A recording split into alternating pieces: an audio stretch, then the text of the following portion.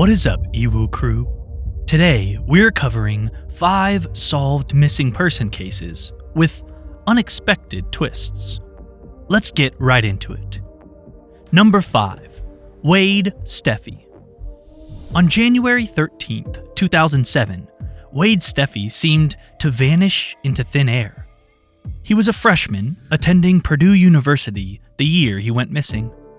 After the designated 3-day weekend honoring the birthday of Martin Luther King Jr., he was nowhere to be found.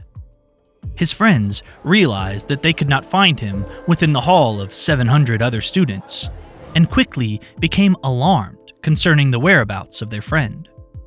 They reported him missing, and the search began to find Wade, who had seemed to disappear without a second thought, nor a trace left behind.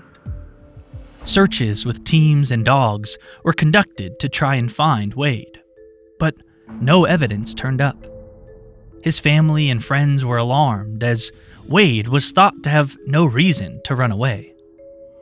Wade was last seen leaving a fraternity party at the north side of campus. His last phone call was a call to his friends asking to pick up his jacket. The runaway or kidnapping seemed abrupt, especially since no one seemed to know anything about his disappearance.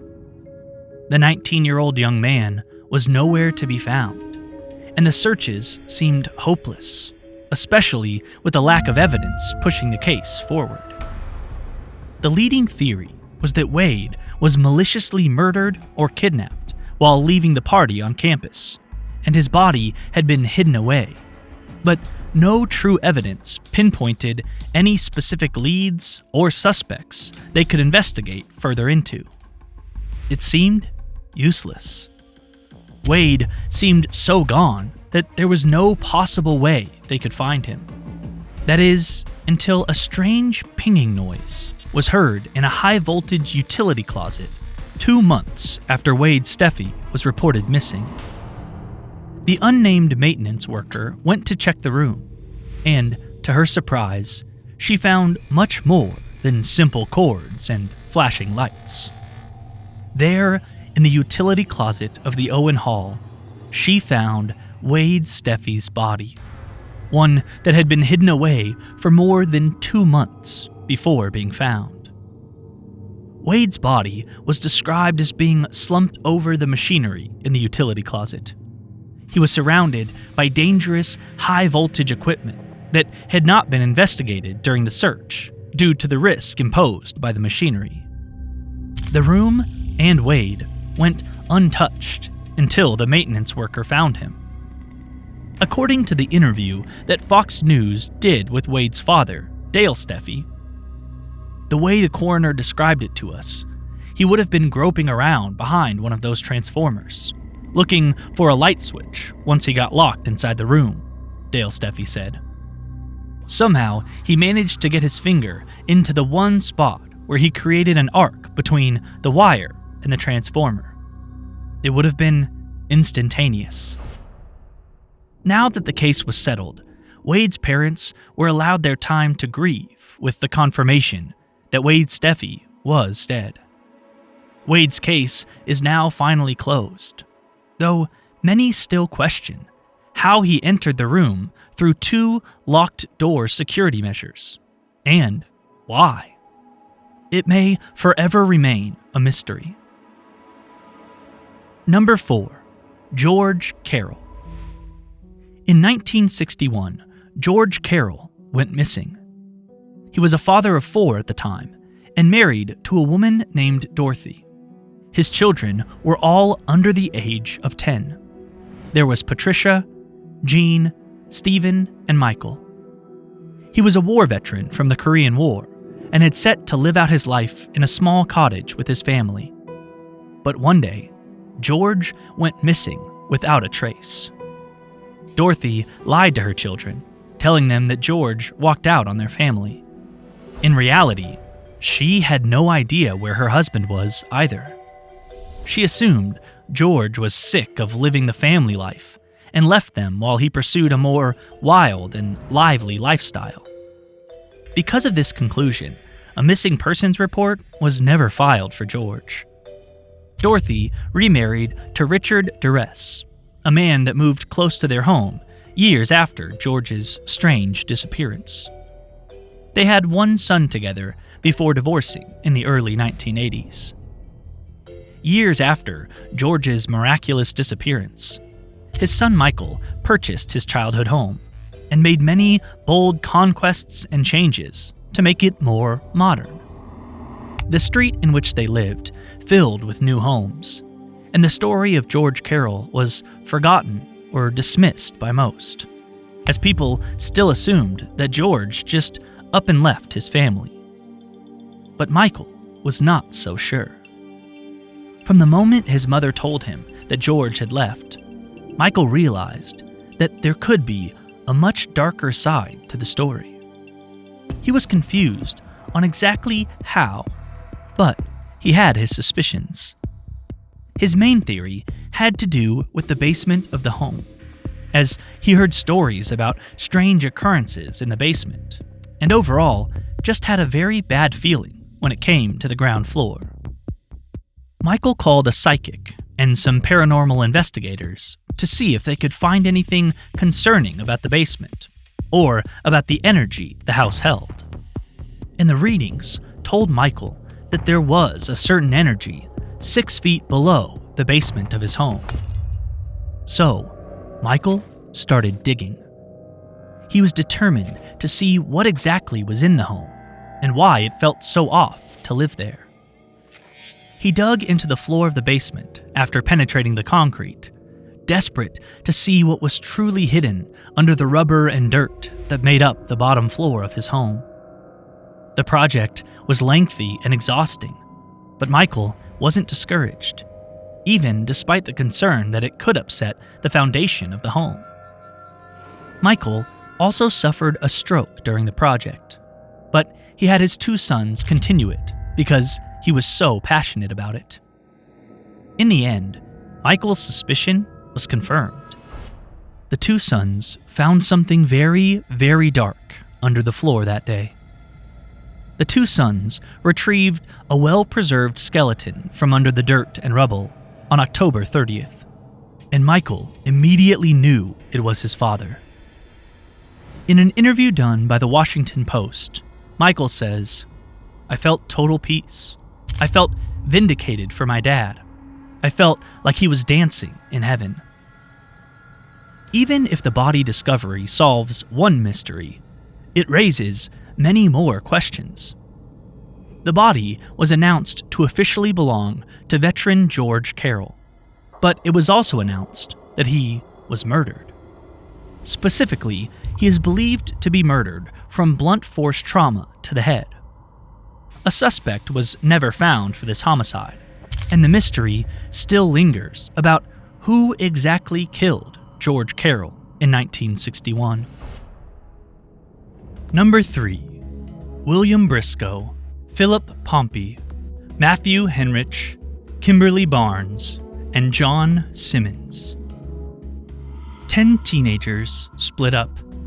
One group was fine. The other was missing.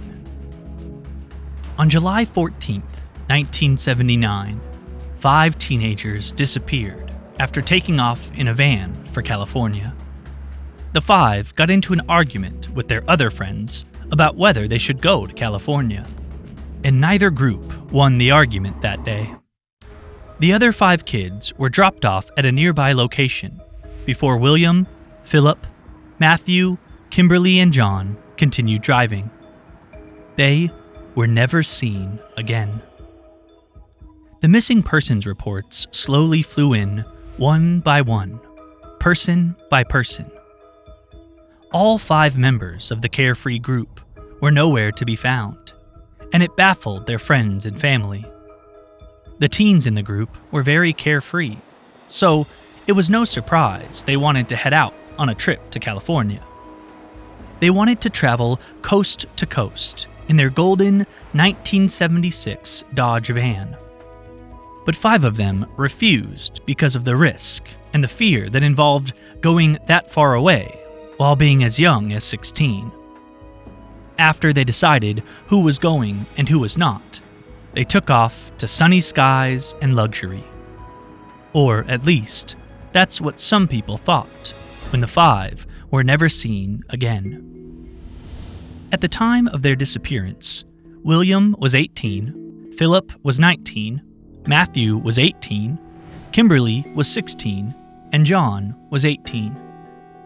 The carefree group was not afraid to take risks, so many people assumed they actually made it to California and decided to stay there. But there was a much darker theory as well. Some say that they were murdered or kidnapped, or the car was hijacked during their drive. The idea that they could simply vanish was unbelievable, and no one knew what to think of it. One day, a fisherman's reel hooked onto something much bigger than any fish in a canal west of Boca Raton. On February 22, 1997, around 18 years after the teens all went missing, a golden, rusty 1976 Dodge van was hauled up from the canal. The van was decrepit and full of mud and algae, but an investigation was done immediately to see why exactly the mysterious van was unearthed in the canal. There were beer bottles found in the van, along with 2 drenched wallets, bits of jewelry, and a license of one of the missing teens. There was also a mass of bones and teeth found in the wreckage, which were quickly sent to a forensic anthropologist. The forensic anthropologist confirmed that the bones in the wreckage were indeed the remains of the group of teens that tried to take off to California that day. In an interview with Paul Miller, the sheriff's spokesman, he said, "There is indication that there was drinking going on. Back in 1979, this was a dark and desolate road near a canal." There was no foul play suspected in the deaths of the group, and the discovery finally allowed family members to grieve, knowing what truly happened to the teens. The prevailing theory is the teens went back to get the other 5 kids, but instead they spiraled off the road, landed in the canal, and died there. Number 2. Mariesa Weber. On October 28, 2006, 38-year-old Mariesa Weber came home to greet her mother in their shared home. They were living in Florida with the rest of their family at the time. After she greeted her mother that fateful day, she was never seen again. A missing persons report was filed on Mariesa not too long after her disappearance. The searches started immediately, everyone asking the question, where could she have gone? And why did she leave? These questions especially floated around Connie Weber's head, the mother of Mariesa Weber. There were searches for the woman, but she was never found. Mariesa had simply said hello to her mother and disappeared right after. How did she vanish without a trace? Where could she have possibly gone? Most people assumed she was kidnapped or murdered. Some even accused her family, who were just as confused as everyone else. One of the first places the family checked was around the house, but they ultimately found nothing. However, they did notice a strange odor in the home in the days following Mariesa's disappearance. Mariesa Weber was missing for about 2 weeks before she was found in a very unsettling and sickening location.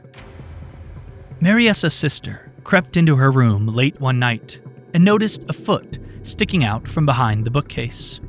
From there, she found Mariesa lodged in the back of the bookcase, upside down and crushed between the wall and the case itself.